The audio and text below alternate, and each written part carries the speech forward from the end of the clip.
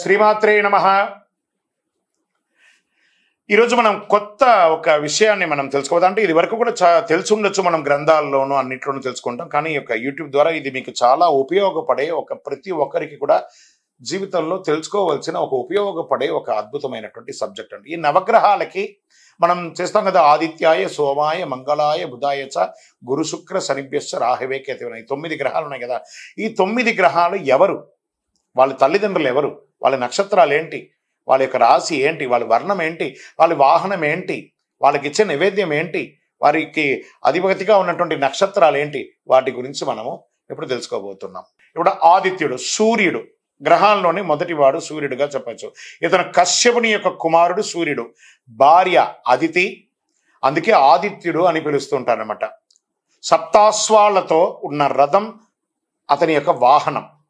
సప్త అశ్వాలు 7 చక్రాలకు ప్రతీకలు. మూలాధారం, స్వాధిష్టానం, మణిపూరకం, అనాహతం, విశుద్ధి, అగ్నచక్రం, సహస్రారం, వీటన్నిటికీ అధిపతిగా ఆయన కూర్చుంటారు. ఈయన ద్వారా ఎలా ఉంటుందంటే వివాహ పరిబంధన దోషం, పుత్రదోషం, పుత్ర పరిబంధన దోషం, విద్యా పరిబంధన దోషం, ఉద్యోగ పరిబంధన దోషం, సూర్యదోషం మొదలైన దోషాలతో బాధపడేవారు సూర్యుని పూజించడం వలన అద్భుతమైనటువంటి ఫలితాలు పొందుతారు. సింహరాశికి అధిష్టాన దేవతడు సూర్యుడు. నవగ్రహాల్లో మధ్యస్థానం ఆదిత్యుడిది. అధిదేవత అగ్ని, ప్రత్యధి దేవత దేవేంద్రుడు. ఆదిత్యుడు ఎరుపు వర్ణంలో ఉంటాడు. ఇష్టమైనటువంటి ధాన్యం గోధుమ, పుష్పం తామర, వస్త్రం ఎర్రని రంగు గల వస్త్రము, జాతిరాయి కెంపు. నైవేద్యం వెనక పెట్టేది గోధుమలు, రవ చక్కెర పొంగలి. ఆదివారం నాడు విశేషమైనటువంటి పవర్తో కూడినటువంటి యొక్క సూర్య భగవానుని కొలవండి. ఇవన్నీ తెలుసుకున్నామా, తెలియట్లేదా తెలియదు. రోజు లేచి మనకు ప్రత్యక్ష దైవంగా కనబడుతున్నటువంటి ఆ సూర్య భగవానుడికి ఎదురుగుండా పోయి నిలబడి దండం పెట్టండి. ఆయన దేవుడిగా పూజించండి.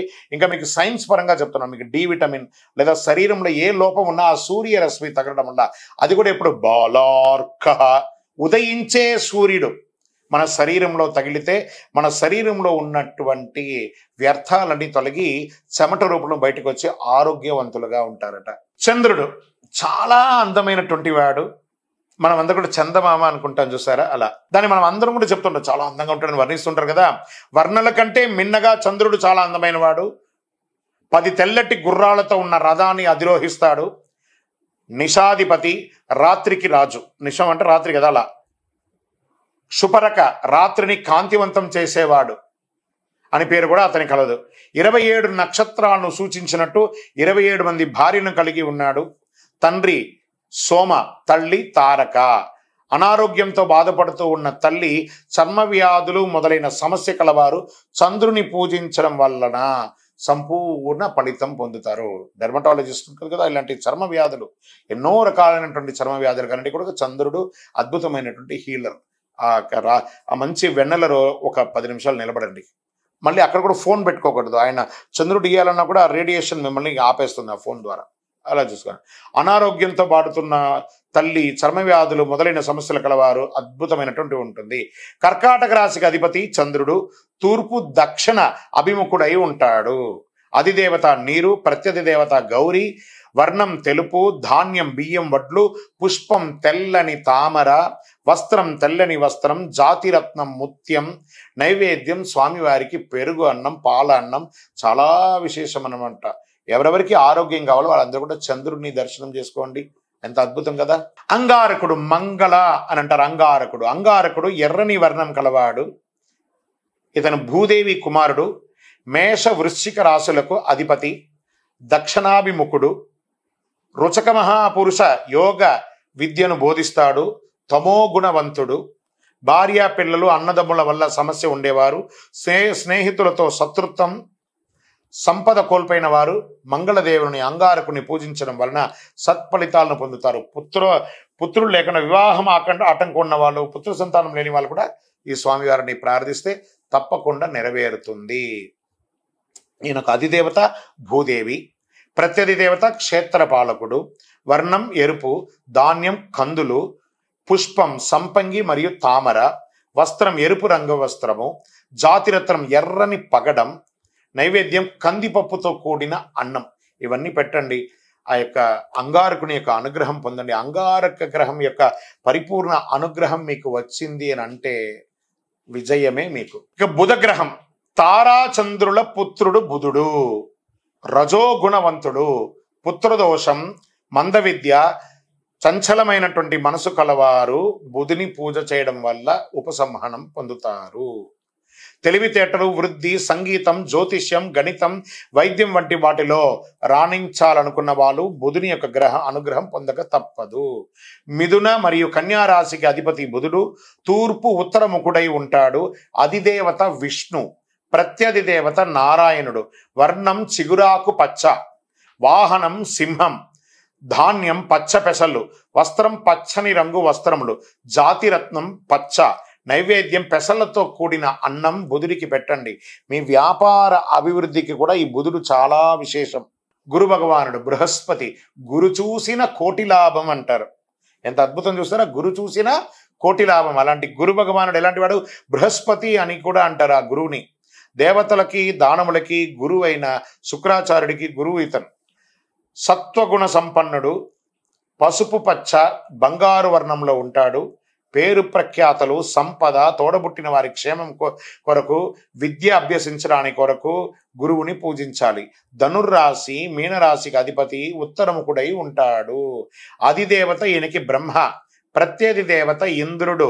వర్ణం పసుపు, వాహనం గజరాజు, ధాన్యం శనగలు, పుష్పం మల్లెపూలు, వస్త్రం బంగారు రంగు వస్త్రం, జాతిరత్నం పుష్యరాగం. దీని కనక పుష్యరాగం, పుష్యరాగం ప్లస్ కనక పుష్యరాగం రెండు చెప్పవచ్చు. నైవేద్యం శనగలతో కూడిన అన్నం, లేదా ఈయనకి ఇష్టం ఏమంటే ఆ శనగలు 108 ఒక మాలలాగా గుచ్చి ఆయనకు వేస్తే అద్భుతంగా ఆయన అనుగ్రహం ఇస్తాడు. శుక్ర భగవానుడు, ఇంకా శుక్రదశ పట్టింద్రా వీడికి అని అంటారు కదా, ఆ శుక్రుడు. ఈ శుక్ర భగవాను యొక్క విశిష్టతను మనం తెలుసుకుందాం. ఉషణ భృగు మహర్షిల సంతానం అనమాట ఈయన. అసురుల గురువు ఇతను. రజోగుణ సంపన్నుడు, ధవళవర్ణం, తోమధ్య వయస్కుడిగా ఉంటాడు. ఒంటె, గుర్రము, ముసలి వాహనంగా కలిగి ఉంటాడు. అనుకోని పరిస్థితుల వల్ల కుటుంబాన్ని విడిపోవడం లేదా తగాదాలు రావడం, బాగా కలిసి రాకుండా ఉండడం, మధ్యలో శత్రుత్వం కలగడం, విపత్కర పరిస్థితులు, ఐశ్వర్యం కావాలనుకున్న వాళ్ళు, వివాహంలో భార్యాభర్తల సఖ్యత లేకుండా ఉన్న వాళ్ళందరూ కూడా ఈ శుక్రుని పూజిస్తే తప్పకుండా అనుగ్రహం పొందుతారు. మంచి అవకాశం ఉంటుంది. ఈయనకి వృషభ తులారాశులకు అధిపతి అనమాట ఈయన. అధిదేవత ఇంద్రుడు. వర్ణం తెలుపు, వాహనం మొసలి, ధాన్యం బొబ్బర్లు, పుష్పం తెల్లని తామర, వస్త్రం తెల్లని వస్త్రం, జాతిరత్నం వజ్రం. నైవేద్యం బొబ్బర్లతో కూడిన అన్నం పెట్టండి, విజయాన్ని పొందండి. ఇంకా శని భగవానుడు, శని ఈశ్వరుడు. శని అనకూడదట వారిని, శని ఈశ్వర శబ్దం కలిగిన వాడు. ప్రపంచంలో ఈశ్వర శబ్దం కలిగిన వాడు ఈయన ఒకడే. మనం ఈశ్వర అంటాం కదా, అలా ఈయన కూడా శని ఈశ్వర శబ్దం కలిగిన వాడు. ఛాయాదేవి సూర్య భగవాను యొక్క పుత్రుడు శని భగవానుడు. నల్లని వర్ణంతో, నలుపు వస్త్రాధారణతో, కాకి వాహనంగా కలిగి ఉంటారు. వీరికి ఇంకొక వస్త్రం ఉంటుంది, నీలాంబర సభాభాసం రవిపుత్రం మిమాగ్రజం ఛాయామార్తాండ సంభూతం తన్నమామి శనీశ్వరం. నీల వస్త్రం కూడా ఆయనకు ఉంది. శనిదేవుని అందరూ తిడుతూ ఉంటారు, పాప నాకు శని పెట్టాడు, వాడికి అర్ధాష్టమ శని, నాకు 7.5 శని, నాకు కంఠ శని, నాకు జన్మ శని. శని అనకూడదు, శని ఈశ్వరుడు. ఆయననే మనని మనిషిగా మారుస్తున్నాడు, మనలో చాలా అద్భుతాలను కలిగిస్తున్నాడు. శనిదేవుని అందరూ తిడుతూ ఉండకండి, ఆయన ప్రార్థన చేయండి. బాధలు పెడుతున్నాడని కాదు, మనలో నేను ట్యూన్ చేస్తున్నాడు. శని మనల్ని ఎంతో కష్టాల నుంచి బయట కట్టిస్తున్నాడు, ఎంతో మంచి ఫలితాన్ని ఇస్తున్నాడు. కుంభ మకర రాశులకు అధిపతి, పడమటి వైపు ముఖం ఉన్నవాడుగా ఉంటాడు. అధిదేవత యముడు, ప్రత్యధిదేవత ప్రజాపతి. వర్ణం నలుపు, ధాన్యం నల్ల నువ్వులు, పుష్పం నల్లని తామర, వస్త్రం నల్లని వస్త్రం, జాతిరత్నం నీలం. నైవేద్యం నల్ల నువ్వులతో కలిసిన అన్నము, బెల్లం ముక్క. అందరూ కూడా శని భగవానికి ఏం చేస్తారంటే, మేము నూనె పోస్తామని చెప్పి తీసుకుపోయి ఆయన నెత్తి మీద పోస్తారు. నెత్తి మీద పోసి ఇబ్బంది పెట్టకండి. ఆ యొక్క పాదాలకు కొంచెం ఒక చుక్క నూనె పోయాలి. మళ్ళీ వెంటనే శని భగవాన్ని ప్రార్థన చేస్తే కాలు కడుక్కోవాలండి, లేదా తల మీద స్నానం చేయాలండి అనే ఒక పుకారు ఉంది. దాన్ని నమ్మకండి. అలా ఏ శాస్త్రం చెప్పలేదు. ఏ దేవుడైనా నన్ను మొక్కిన తర్వాత కాలు కడుక్కో, అప్పుడే నీకు మంచి జరుగుతుందని చెప్తాడా? మరి అలాంటప్పుడు దేవాలయంలో ఆ నవగ్రహాలు పెట్టి శని భగవానికి నూనె పోయమంటారా? ఆ దేవుడికి కాలు కడుక్కోవాలంటే ఆ దేవుడు గుళ్ళోనే ఉండకూడదు కదా. అలా కాదట. మనం తెలుసో తెలియక నూనె పోస్తుంటాం కదా, ఆ నూనె అంతా కానీ ఆ ఫ్లోర్ మీద వచ్చి ఉంటుంది కదా, మీరు దాన్ని తొక్కి గుడి అంతా ప్రదక్షిణం చేస్తే చిన్న పిల్లలు పెద్దవాళ్ళు జారి కింద పడతారు. కాబట్టి ఆ నూనె పోసిన తర్వాత కాస్త కాలు కడుక్కోండి, మీ నూనె ఎంత పోతుందని చెప్పారు. కానీ ఈ శని పట్టేసుకుంటుందని ఒక ప్రాబల్యం ఉంది, దాన్ని మర్చిపోండి. శని ఈశ్వర శబ్దం కలిగిన వాడు. ఆయన ఎంత తీసుకుంటే 1000 రెట్లు తిరిగి ఇచ్చే ఏకైక దేవుడి ప్రపంచంలో ఎవరైనా ఉన్నాడంటే శని భగవానుడే. వారిని ప్రార్థన చేయండి. నవగ్రహాలకి తిరిగి ఎప్పుడు కూడా ప్రదక్షిణాలు చేసిన తర్వాత కాలు కడుక్కోవడం, తలస్నానం చేయడం అనే యొక్క ఎవరైనా తప్పుగా చెప్తే అది నమ్మకండి, అది అసత్యం. తర్వాత గ్రహం రాహువు, సూర్య చంద్ర గ్రహణాలకు కారకుడుగా చెప్పబడేవాడు రాహు. ఒక పాము రూపంలో వర్ణిస్తారు. ఒక కత్తిని ఆయుధంగా చేసుకొని 8 నల్లని గుర్రాలను అధిరోహిస్తూ ఉంటాడు. పుత్రదోషం, మానసిక రోగాలు, కుష్టు లేదా చర్మానికి విపరీతమైనటువంటిది, వెన్నెముకకు సంబంధించినటువంటి బోన్కు సంబంధించిన వ్యాధులు, తర్వాత మైగ్రేన్స్ ఇవన్నీ రావడం అంతా కూడా రాహుగ్రహ దోషమే. కాబట్టి రాహు ప్రభావాలే కాబట్టి ఇవన్నీ కూడా ప్రార్థన చేసుకోవాలి. ఈయన ఎక్కడ ఉంటాడు? పడమర దిక్కున దక్షిణాభిముఖుడై ఉంటాడు. అధిదేవత దుర్గా, ప్రత్యధి దేవత పాము, సర్పం అంటారు కదా. వర్ణం నలుపు, వాహనం నలుపు, నల్లండి సింహం, ధాన్యం మినుములు. ఈయనకి ఇష్టమైనటువంటి పుష్పం అడవి మందారం, జాతిరత్నం గోమేదకం, వస్త్రం నల్లటి వస్త్రం, తర్వాత కాఫీ రంగు వస్త్రం కూడా ఈయనకి కలిసి వస్తుంది. నైవేద్యం మినుగులతో కూడిన అన్నం. ఇవన్నీ చేయడం వల్ల రాహుదోషం పోతుంది. పుత్ర సంతానానికి కూడా చాలా విశేషమైనటువంటి అనుగ్రహం ఇచ్చే రాహుగ్రహాన్ని పూజించండి. ఆఖరి గ్రహం కేతు. ఈ కేతు గ్రహం వచ్చిందంటే నాకు ఆరోగ్యం దెబ్బతింటుందేమో, నాకు యాక్సిడెంట్స్ అవుతుందేమో, నా ఇబ్బందులన్నీ వస్తాయేమో, అవన్నీ ఒక పక్కన ఉన్న ఆయన ఎలాంటి వాడు, ఎలాంటి అనుగ్రహాలు ఇస్తారో కూడా చూద్దాం. ఇప్పుడు కేతు భార్య వచ్చి చిత్రలేఖ. ఎవరెవరికైతే ఏమేమి ఈయన పూజిస్తే వచ్చే లాభం చెప్తాను. ఆస్తి నష్టం, చెడు అలవాట్లు, పుత్రదోషం, ఇవన్నీ కూడా ఆరోగ్యం, అనారోగ్యంగా ఉన్న వాళ్ళకంతా అనారోగ్యం తొలగిపోవాలనుకుంటే ఈ కేతువును పూజించక తప్పదు. ఈయన ఎలా ఉంటారంటే ఉత్తర పడమటి ముఖాధీశుడై ఉంటాడు.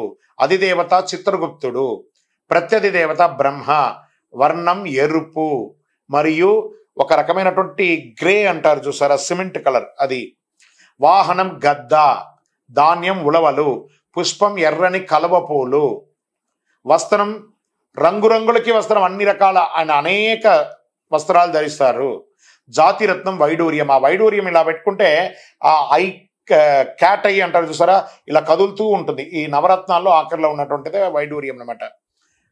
వైడూర్యం. నైవేద్యం వచ్చేసి ఉలవల అన్నం ఇంకా ఈయనకి పెట్టవచ్చు. ఇంత అద్భుతమైనటువంటి ఈ నవగ్రహ విశేషాలను తెలుసుకున్న ప్రతి ఒక్కరు కూడా ఆయురారోగ్య ఐశ్వర్యాలతో ఉండాలని ఆ అఖిలాండ కోటి బ్రహ్మాండ నాయకుడు శ్రీ ధర్మశాస్త్ర అయ్యప్ప స్వామి వారిని ప్రార్థన చేసుకుంటున్నాం. తిరుపతికి వచ్చినప్పుడు మన దేవాలయాన్ని తప్పకుండా దర్శనం చేసుకోండి. విజయోస్తు. ఇప్పుడు ఆపరేషన్ లేకుండానే మోకాళ్లకు ప్లాస్మా ట్రీట్మెంట్. మీ ఆర్థోపెడిక్ సమస్యలన్నిటికీ రోబోటిక్ టెక్నాలజీ ద్వారా తక్కువ ఖర్చుతో శాశ్వత పరిష్కారం. Free consultation. ప్రతి ట్రీట్మెంట్ పై 20% డిస్కౌంట్. ఈ ఆఫర్ కొద్ది రోజులు మాత్రమే. త్వరపడండి. V9 hospitals 9281465842.